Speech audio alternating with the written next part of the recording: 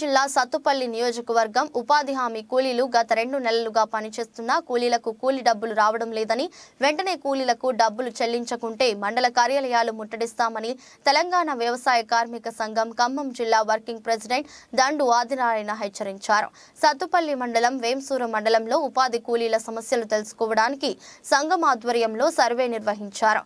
ఏ గ్రామం వెళ్లినా కూలీలకు డబ్బులు రాలేదని లబోదిబం అంటున్నారని అధికారులు మాత్రం చోద్యం చూస్తున్నారని విమర్శించారు.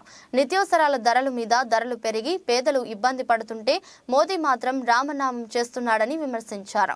ఉపాధి హామీ కూలీలకు 3 లక్షల కోట్లు రావాల్సి ఉండగా బడ్జెట్లో కేవలం 80,000 కోట్లు కేటాయించి నయవంచనకు నరేంద్ర మోదీ కూలీలను కూడా మోసం చేశారని విమర్శించారు.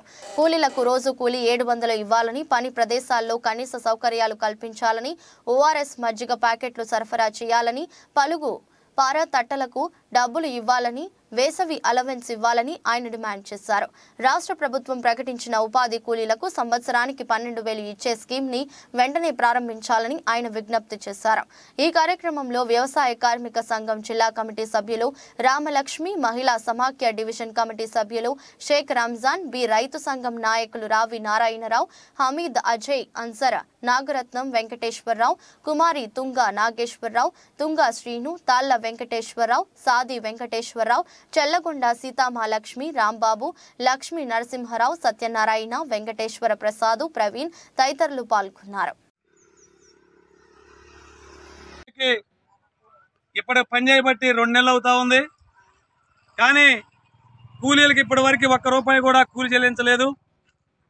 కూలీలు పనులు చేసి నెలలు దాటుతున్నా కూలి డబ్బులు చెల్లించకపోవడంతో కూలీలు అర్ధాకలతో కూలి పని చేయాల్సినటువంటి పరిస్థితి ఏర్పడతా ఉంది.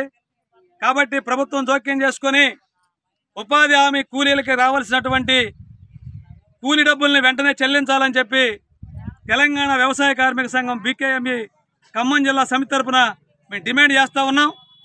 అదేవిధంగా ఇవాళ నరేంద్ర మోడీ ప్రభుత్వం అధికారంలోకి వచ్చిన తర్వాత ఉపాధి హామీ కూలీలకు ఇవ్వాల్సినటువంటి కూలి డబ్బులు కూడా ఇవ్వలేనటువంటి దుర్మార్గమైనటువంటి పరిస్థితి కల్పించింది.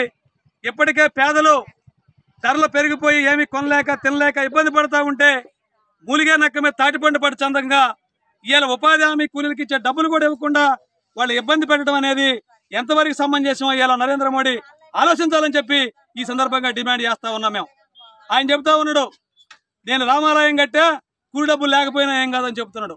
నేను రామాలయం కట్టా ఉద్యోగాలు లేకపోయినా ఏం కాదని చెప్తున్నాడు. నేను రామాలయం కట్టా ప్రభుత్వ ఆస్తులు అమ్మినా ఏం కాదని చెప్తున్నాడు. అంటే ఈ దేశాన్ని అమ్మినా పర్వాలేదు కానీ ఈ దేశంలో ఉన్న ప్రజలకు సేవ చేసడానికి సిద్ధంగా లేడు. కాబట్టి ఒకటే అడుగుతున్నా నరేంద్ర మోడీని, మతం పేరుతో కులం పేరుతో ఓట్లాడి గెలవడానికి ప్రయత్నం చేస్తే ప్రజలు అంత పిచ్చివాళ్ళు కాదు. ఇలా ప్రజలు నువ్వు పెంచినటువంటి ధరలతో తినడానికి తిండి లేక అలమటిస్తా ఉన్నారు. కాబట్టి ప్రజల్ని గోరీ కట్టడం ఖాయమనే విషయాన్ని గమనించమని చెప్పి ఈ సందర్భంగా మేము విజ్ఞప్తి చేస్తున్నాం. ఇంకో విషయం, ఇలా గడ్డపాలకి డబ్బులు ఇచ్చే పరిస్థితి ఉండేది గతంలో. ఉపాధి హామీ చట్టాన్ని నిర్వీర్యం చేయడం కోసం నరేంద్ర మోడీ ప్రయత్నం చేస్తాడు. 3 లక్షల కోట్లు రావాల్సినటువంటి కూలీల డబ్బుల్ని ఇలా 80,000 కోట్లకు కుదించినటువంటి పరిస్థితి ఉంది. మంచినీళ్ళకి డబ్బులు లేవు, టెంట్కు డబ్బులు లేవు, ఫెస్టెడ్ బాక్స్ లేదు, పారు లేదు, పలుగు లేదు, తట్టగా డబ్బులు లేవు, వేసవి అలవెన్స్ లేదు. అంటే కూలీలు అంటే ఇవాళ చిన్న చూపుగా కనపడుతుంది. ఆయనకి ఈ దేశంలో కనపడేది పరిశ్రమ అధిపతులు అంబానీ, అదానీ తప్ప వేరే వాళ్ళు కనపడేటువంటి పరిస్థితి లేదు.